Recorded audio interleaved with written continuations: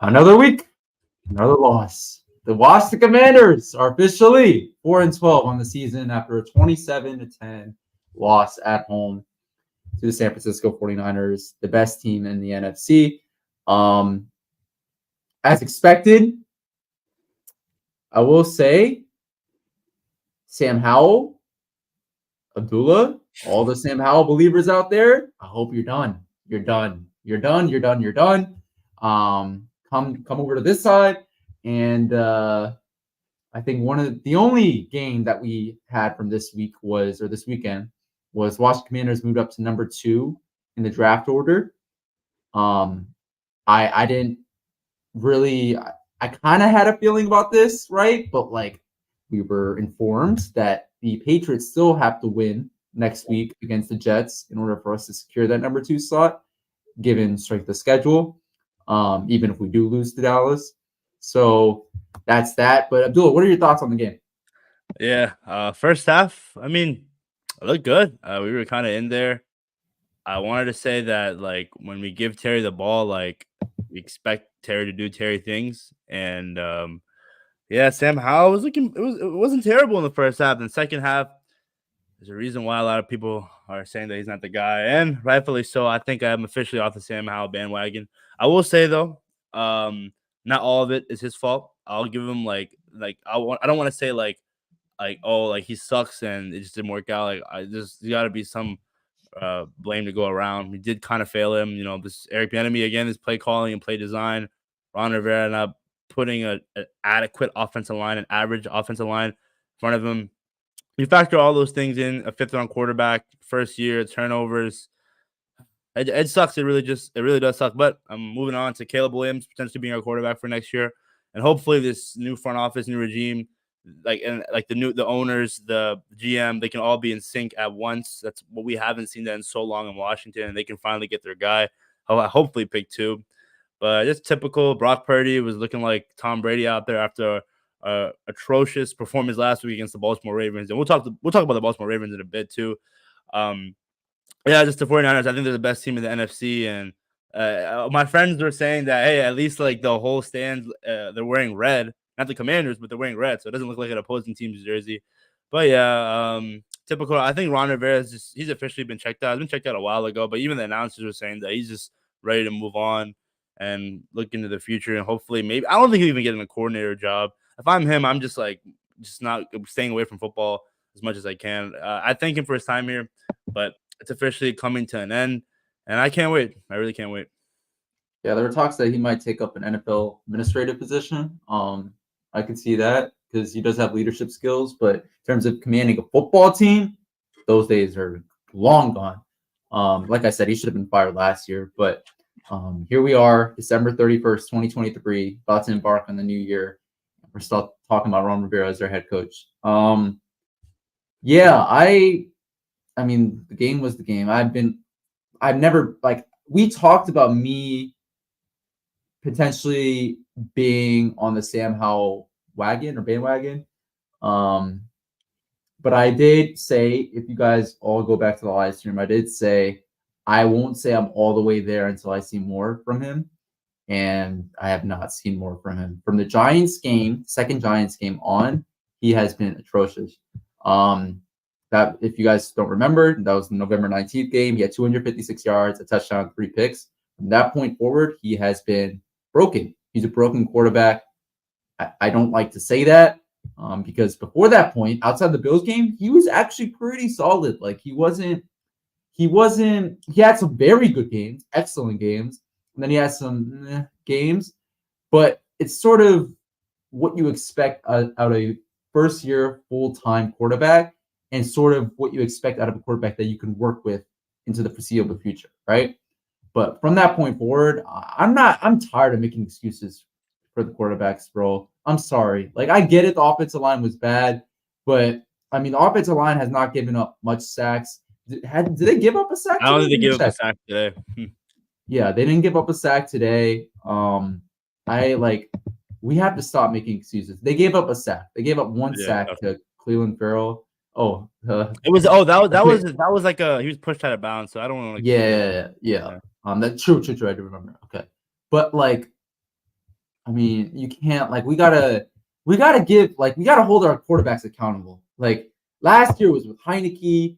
Previous years it's been with whoever's that quarterback. We always say, "Oh, we broke the quarterback," and I kind of can see that, but at the same time, like these quarterbacks are not it. There's a reason why he was a fifth round pick. There's a reason why so many teams passed up on him.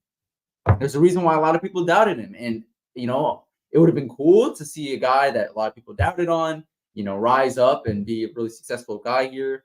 But I've never been fully on board with Sam Howell as Washington's quarterback, and this is the reason why. Yeah, at this point he has 20 touchdowns and 19 picks, bro. Like that's Jameis not doing Winston, anything. baby. Yeah, bro, 30 for 30, I guess. But It just sucks, Naughty, because like again, like there was at one point he was leading the league. I mean, that last touchdown bro, he it's threw to what De'Ami Brown all he against the did Seattle was Seahawks, pass. like that throw. I get that, but it's just like we saw the flashes, but like I just as much as I say obviously we just didn't fit the part. It just like sucks because like we saw what he could do, and it hurts for me to admit it, but yeah, you got to move on from him. I wouldn't be surprised if he goes somewhere with like an adequate coaching staff, like an elite offensive coordinator, and somewhat be developed. But no, I'm officially off the Sam Howell bandwagon, man. Hurts to I say. think he, I think he's gonna be a good backup. I think that's what draft projections uh thought he was going to be. Or a lot of them thought he was gonna be like a really good backup in this league, and I can see that. So he's gonna stick around. He's gonna make his money, in my opinion. But he's not the starter here. And yeah, so before we get into what I hope maybe to make a video on within the next week or so, um, before we get into that topic, I do want to actually break down the other players in this game. So Sam Howell, I mean, touchdown, 2 picks, not great. Less than 200 yards passing. Again, since the second Giants game, he's been broken, bro. Like he has, like he's not reading the field. He's double clutching the ball. He's not looking, for the open receiver. He's missing routes or missing plays with Terry McLaurin at the end of the game, where he thought Terry was supposed to run a go route, but he ran an in route. Like stuff like this, he's not on the same page, man. And like for him to be benched earlier in the week, and then for him to still start because Jacoby Brissett's mysterious injury, like I don't know, man. This Commanders organization is just atrocious. Brian Robinson, though, what did I say? I think we talked about keepers on this team. I mean, he didn't. If you look at his stats, 44 yards, and 32 He yards should have kept getting receiving. the ball more. I'm not gonna lie. Exactly, bro. That's where I was trying to get at. Like, bro, we've been talking about this the entire season. Like, it's just annoying. And he could have a 1,000-yard season if we just gave him the ball more. Yeah, but it just sucks. It sucks. But I personally think I said this too when I mentioned Brian Robinson being a keeper. He's a keeper, but that doesn't mean he's going to be a top 7, 8 running back anytime soon in the league. And that's That just means fine. yeah. That just means he can stick around, and he's relatively young, even though he came into the NFL at 23. But yeah, bro, it sucks. Terry touchdown. He was getting the ball. That's what I wanted to see in Sam Howell these last 3 games. If you're just playing bad, as long as you're trying your best to give Terry McLaurin the ball, I like to see that, man. That touchdown literally just threw to Terry, and Terry just snagged it. I forgot who the DB was, but there was another route. I think it was a go route, and Terry just caught it over the DB. So again, Terry McLaurin, I think I don't know how many yards he's away from 1K. He needs. I just did the math really quickly. He needs 54 yards to get 1,000 yards. He better get that next week. I don't care who's guarding him on the Cowboys, bro. The game does not matter. Like, get Terry to 1,000 yards, bro. No, I agree. It was good to at least we can say that like B-Rob and Terry, like we still have offensive players. We just hopefully get the quarterback and fix up the offensive line this offseason. Yeah, bro. Looking at the rest of the stats right now, yeah, I mean it wasn't great showing by the offense at all. When you put up 10 points, Eric Bieniemy, apparently, so I saw like during the game, Ron Rivera looked checked out, and Bieniemy also looked checked out. The entire team looks checked out, and this is why when people are like, "Oh, it's an interesting point." When I don't know if you've seen this on Twitter, Abdullah, but like people will say, the fact that we're keeping Ron Rivera here, the new ownership is keeping Ron Rivera here until the end of the season, like keeping their promise of doing that, regardless of what happens during this season, that's going to set a good precedent for like future coaches who come in here. Like they know that the new ownership actually cares about these coaches and cares about, doing things the right way. I get that point. I do. But I think past the Cowboys Thanksgiving game, I would say even before then, obviously, I said last year he should have been fired. But at that Cowboys game, like many people, bro, national media folks were saying, like, he cannot stay. That has to be it, bro. And for us to continue to have Ron Rivera as the coach, bro, I don't think we're talking enough about how that's having a terrible, lasting mental effect on these players, right? Like every single week, they're going into the week knowing they don't have a chance, right? Like every single, why are we not talking about the fact that like having Ron Rivera around, like, are we not considering the players? Like some of these players who we want to keep past this year, like this is not great, right? Like any normal organization would have fired Ron Rivera a long time ago. So I get the first point that a lot of people say, right? I do. But I think the second point is even worse. And I think like to keep him around, I'm sorry, bro. Promise, no promise, it doesn't matter to me. Like in terms of this football team, Ron Rivera, in life it does. But in terms of this football team, it doesn't matter. Ron Rivera should have been fired. But yeah, I don't know what else you want to talk about from this game, bro. No, it was crazy, dude. The injuries. I mean, Tariq Castro Fields was playing a starting DB. Christian, Christian Holmes had a nice. Oh, he did a pass out. That was pretty scary. It literally came out of nowhere too. I thought I don't know if he was unconscious or he just like got lightheaded, but yeah, that sucked. Oh my God, Sean, I've been saying that for months, and now people are coming around. But it is what it is. What else? Emmanuel Forbes. I mean, I just wanted to see him play. The one thing like I hate, dude, when I see young guys like we're already getting blown out. Why not just throw them in there? That was like I think it was last week or the week before where like he's not playing. Throw him in there in the fire, bro. You rather him play bad and learn. And there was some nice. I thought there was some nice plays. I mean, Purdy put it like in the bucket in the bread basket and some of those throws. Now you can see were having their way and Kittle. But Quan Martin had a nice hit on George Kittle over the middle, forcing an incompletion. Defensive line, I mean, was really non-existent. Jonathan Allen, I think, had a tackle for loss in the red zone. But Christian McCaffrey and Elijah Mitchell were literally, I'm pretty sure that second or third touchdown, it was one of them where Elijah Mitchell just ran. Like, it was such an open hole that I'm pretty sure you and I could have scored on there.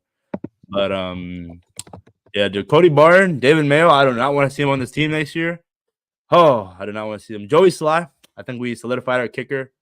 Hopefully. You think so? I think so. If he's making those 47-yarders consistently, so be it. No, kicker is like a week by week thing for me, bro. I don't think we've solidified a kicker until we have a freaking and bro, it's just why insane. am I blanking on the name, bro? Justin Tucker or Evan McPherson from the Bengals or like one of these Justin Hopkins from the Cleveland Browns. Oh no, he was on here. He's been playing awesome. I don't care, bro. He deserved to be cut by us, bro. I don't care. Yeah, I know, Sean. I know. People, Sean. I appreciate your support. I appreciate everybody's support, Cat Daddy, and we should, respond to this comment. Sorry for it being a little late, but yeah, Jalen Daniels, or Jaden Daniels. He seems like the truth, but we'll see. He's still. I think they're playing a bowl game, right? Tomorrow.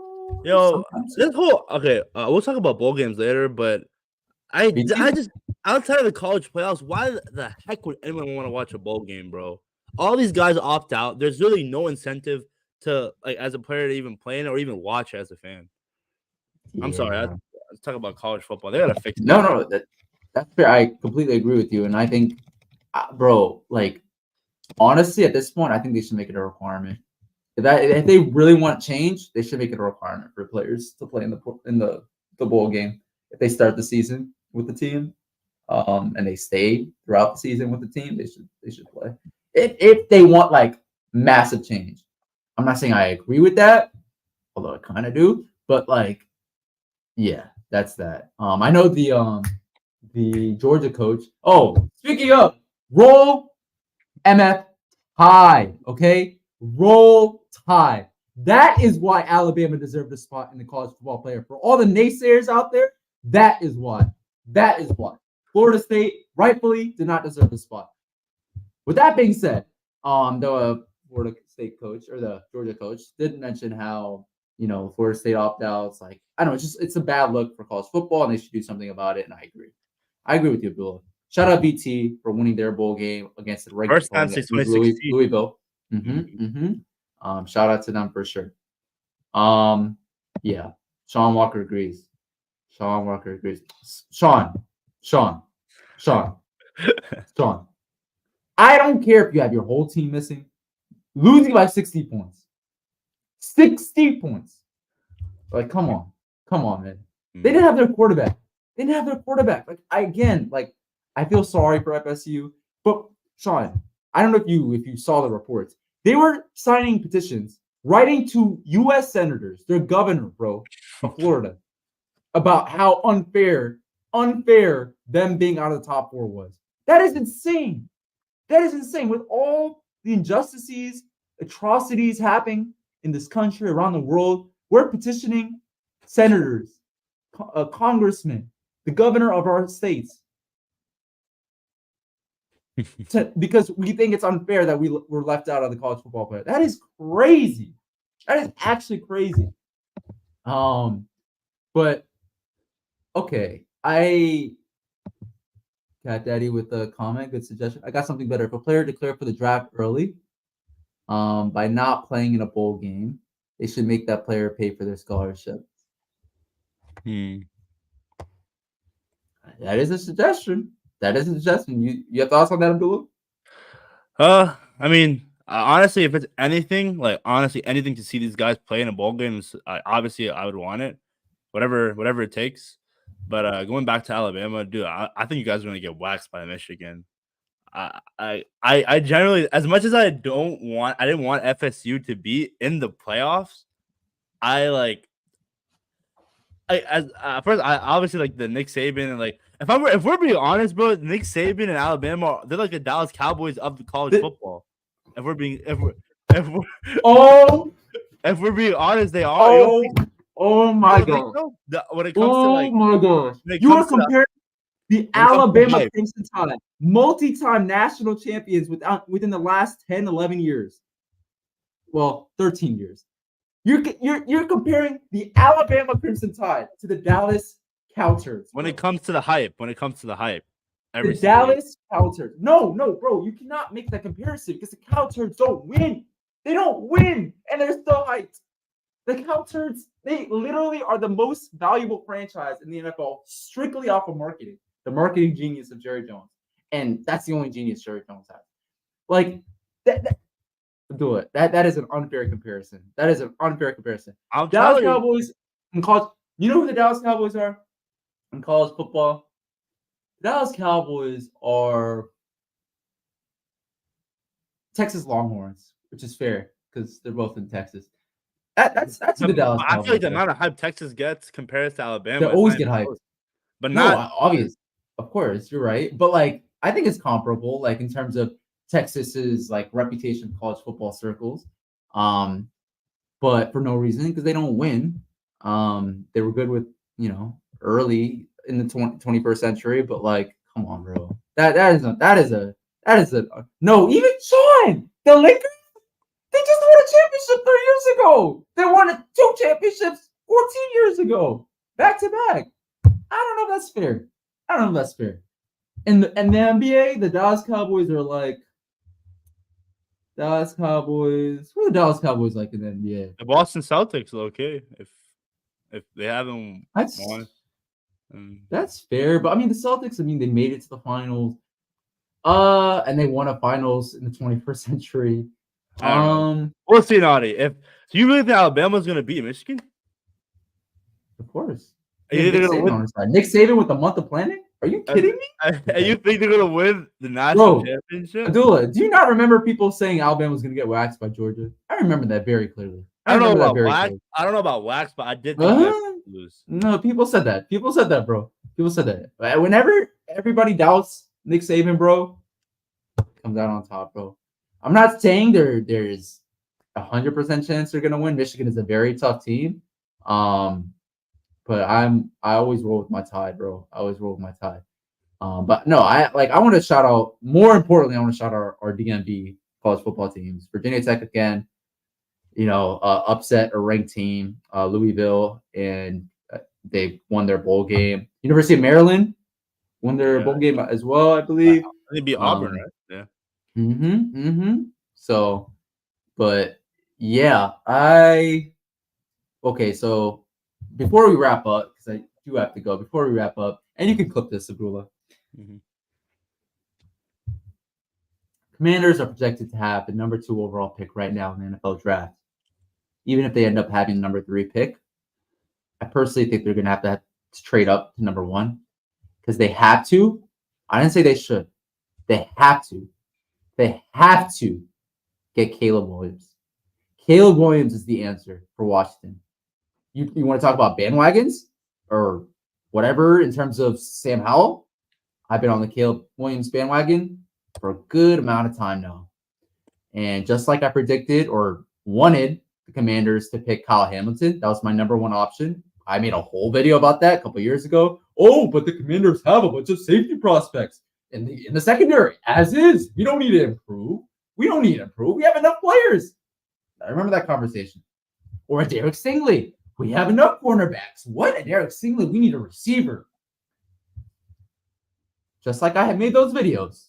Hopefully, down the line, I'll make a video about Caleb Williams and why I think he should be in Washington. Not only because he's a DC kid. He grew up in I believe, Bowie or the Maryland suburbs. Not only because of that, but because he is the answer. For all the controversy and all the backlash that Caleb Williams has gotten, I believe Caleb Williams should be here in DC. And I don't think we're going to be able to get him at the number 3 pick. I don't even know if we're going to get him at the number 2 pick. I think we're going to have to trade up. But personally, I'll make that trade.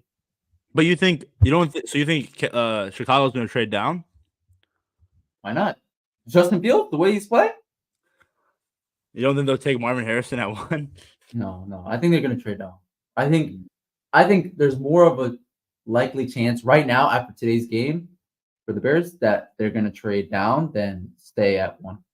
Personally, Interesting. There is a chance that they trade Justin Fields and trade him when his value is high.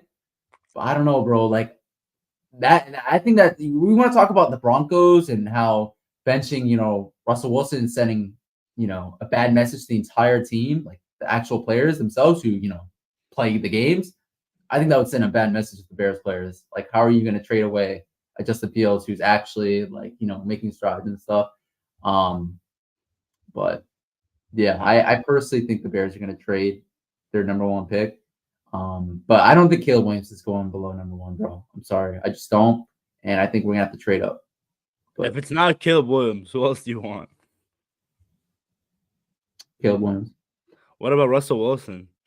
No. I'm not going to lie. I did talk up Russell Wilson in DC because of his Virginia connection. Also, we definitely did. That was a take. I mentioned takes that I had that, were correct, but it's not fair for me to just talk about correct takes and not talk about the bad takes. My bad take was definitely Russell Wilson, wanting him to come to DC. Although, if we want to talk about quarterbacks wanting to come to DC, one of the best takes, Lamar Jackson. I mean, all the people, bro, do you know the number of people in the comments that were like, we have Sam Howell. We have a young quarterback. Why would we pay all that money for Lamar Jackson? He's just going to get injured.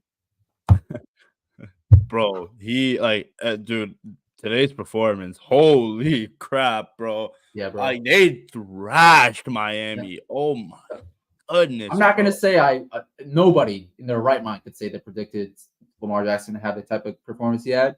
I did think he was going to play really well today, even against that Miami defense, because the Ravens are on a mission right now. But yeah, man, Lamar for MVP. That's how we're going to end it. I mean, DMV-ish, Baltimore-ish. That's a controversy for another day. But I like the Ravens. They're not my team. For all those people out there, you're gonna side with Baltimore over DC. No, Commanders are my team. Okay. Just a little more things before you leave, before you head out. So the DMV, two sides of the spectrum: Baltimore Ravens and Washington Commanders. Chase Young, as much hype as he was getting today, didn't know where he was. Noah, another guy on this channel, content creator, he was right from the start. As much as I defend this guy, or I did in Washington, I think before the season I said 15 sacks. Boy, oh boy, I don't know if I was on heroin or crack. I was on something for sure. But Chase Young, all hype, no production. Clearly, a third-round pick, honestly, looking back, might be a steal if he continues if this is his career in San Francisco. Terry McLaurin, just keep giving him the ball. Brian Robinson's a stud. Jahan Dotson, boy, oh boy, I don't even know if he's on the team anymore. Yeah, 0 catches today. That is pretty much it. Sam Howell, Sam, I still love you. Hopefully, you go somewhere else and ball out, but it's clearly not in Washington. Yeah, and yeah, last thing, like two, for all the people, like I talk about Duel's takes. Duel talks about my take. Talk about Noah's takes. Like, for as much as like we're right or wrong, like, bro, like we're still a family, and like the reason why coming to this channel, like I wanted to form this family, was because the diversity of opinions. Like I think that's really important, and really balances everything out. So as much as I talked about Abdul's takes and my takes and all that, like you guys have to, I hope one day like you guys appreciate, or maybe even now, you appreciate diversity of opinions. And but yeah, with that being said, thank you guys so much for watching. Please make sure to like, comment, subscribe to the DMV Sports Zone channel. We like to post fire content like this as much as possible. Thank you guys, all of you guys, Frost Below, Sean Walker, constant support, Cat Daddy, all you guys for the comments in the chat. We appreciate it. Please make sure to go follow our Twitter at DMV Sports Zone, Instagram or locates DMV Sports Zone, our TikTok DMV Sports Zone. But yeah, thank you guys so much for watching. We have more content on the way. Hashtag Caleb to DC. That's Happy our New Year.